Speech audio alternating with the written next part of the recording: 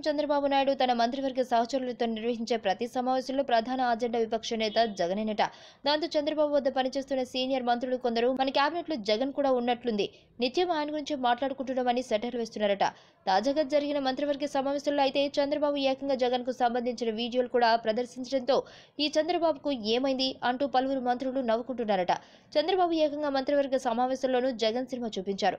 Diwakar travels bus ప్రమాద నేపథ్యంలో కృష్ణా జిల్లా కలెక్టర్తో వాగ్వాదానికి సంబంధించిన ఈ వీడియోను అప్పటికే అంతా టీవీలో చూశారు. కానీ చంద్రబాబు దాన్ని మళ్లీ మంత్రులకు బలవంతాన్ని చూపించారు. దీంతో మంత్రివర్గ సమావేశంలో ఈ సినిమా ఏంటి అని ఓ సీనియర్ మంత్రి అనేశారట.